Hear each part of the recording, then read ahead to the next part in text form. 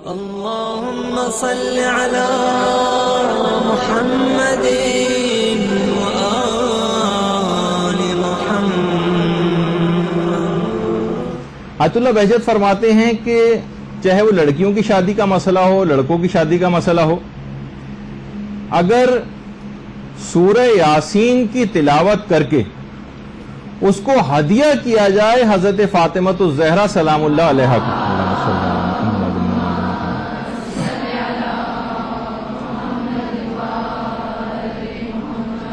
یاسین پڑھنے کے بعد اس کو ہدیہ کیا جائے حضرت زہرا کو، تو یہ انتہائی مجرب ہے شادیوں کے سلسلے۔ آیت اللہ بہجت کا جملہ ہے۔ اور علامہ ابو الحسن مرتضوی اصفہانی جو عملیات کے سلسلے میں کافی مشہور ہیں، وہ فرماتے ہیں کہ باطہارت ہو کر یہ سورہ یاسین پڑھی جائے گی اور ایک ہی نشست میں پڑھی جائے، ایک ہی نشست میں، اور ایک ہی نشست میں ایک دفعہ سورہ یاسین نہیں پڑھنی بلکہ 5 بار سورہ یاسین پڑھنی، لیکن پڑھنا ایک ہی نشست میں، اس میں گیپ نہیں دے سکتی۔ اور اس دوران کسی سے بھی کوئی بات نہیں کرنی، اور اس میں بھی کوشش کی جائے کہ وہ لڑکا یا لڑکی جو اس بات کے خواہاں ہیں وہ خود اس عمل کو انجام دے۔ کسی اور، ویسے تو کوئی اور بھی چاہے تو ماں باپ یا کوئی جو اور افراد ہیں گھر کے،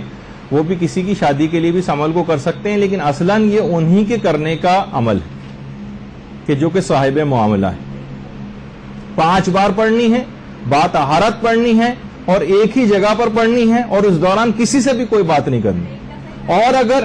اس کو جب تک مدعا روزانہ 5 بار سورہ یاسین پڑھنے میں کون سا ایسا مسئلہ ہے کہ ہم کوئی ظاہر ہے کہ کچھ اس طرح کا معاملہ تو نہیں کر رہے کہ بس ہم نے انگوٹھی رگڑی اور جین حاضر ہو جائے اور ہمارا کام ہو جائے۔ ظاہر ہے کچھ دن بھی اگر اس کام کو کرنا پڑے تو اس میں کرنے میں کون سی ایسی قباحت ہے، لیکن انتہائی مجرب ہے۔ جن جن افراد نے اس کا تجربہ کیا ہے وہ سب کے سب افراد ماشاءاللہ شادی شدہ ہو چکے ہیں۔ تو بہرحال اس عمل کو ضرور وہ افراد انجام دیں کہ جو کہ اس لحاظ سے میں نے کہا کہ صاحب معاملہ۔ البتہ اس دوران کوئی بات نہیں کرنی، اگر اس دوران کوئی بات چیت کی تو سمجھیں کہ وہ عمل نل اینڈ وائڈ ہو گیا اور آپ کو اس عمل کو پھر دوبارہ کرنا پڑے گا۔ ایک تو یہ مسئلہ ہے۔ اچھا، یہی علامہ ابو الحسن مرتضوی اصفہانی فرماتے ہیں کہ شادی بیاہ کے سلسلے ہی میں اگر سورہ طٰہٰ کو 3 بار باطہارت ہو کر سورہ طٰہٰ پڑھی جائے، وَيُشْتَرِطُ فِي اتحاد الزمان والمکان، وہی جگہ ہو اور وہی وقت ہو، اور 3 بار اس کو پڑھنا ہے، اور 7 روز تک اس عمل کی تکرار کرنی، 7 روز تک۔ بہت سے علماء نے فرمایا کہ 40 روز تک اس عمل کی تکرار کرنی، یعنی 3 دفعہ سورہ طٰہٰ باطہارت ایک ہی جگہ اور ایک ہی وقت کا تعین کریں، یعنی جس وقت پہ آج آپ نے پڑھی ہے اسی وقت پہ کل بھی پڑھیں اور اسی وقت پہ پرسوں بھی پڑھیں، یا تو اس طرح 7 روز تک ہو یا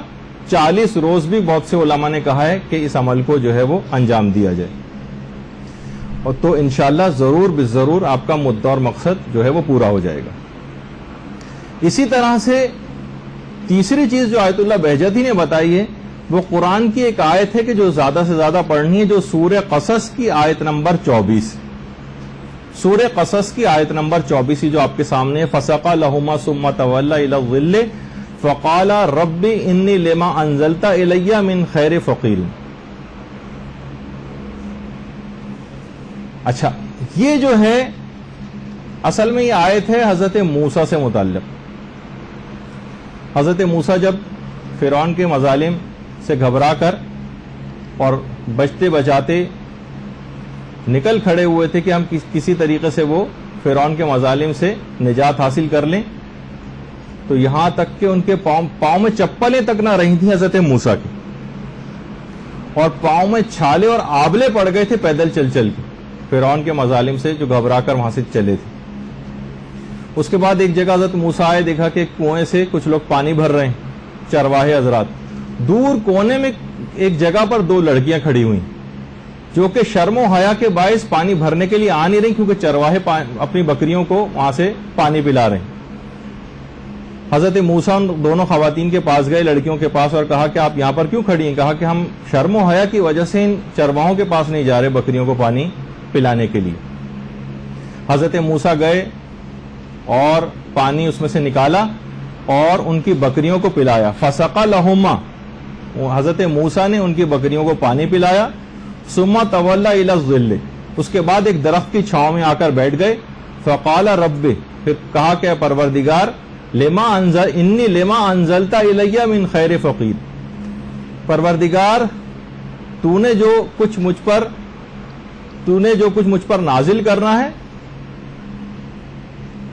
اس کا میں بہت زیادہ حاجت مند ہوں۔ حضرت موسیٰ خود بھی چاہتے تھے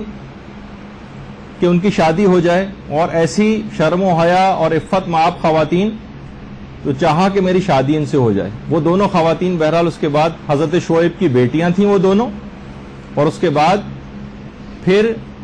حضرت موسیٰ آگے آگے چلے کہ ہم عورتوں کے پیچھے نہیں چلتے کہ ان کے جسموں پہ نگاہ نہ پڑے، تو ان کی شرافت اور دیانت کا تذکرہ جب حضرت شعیب سے جا کر کیا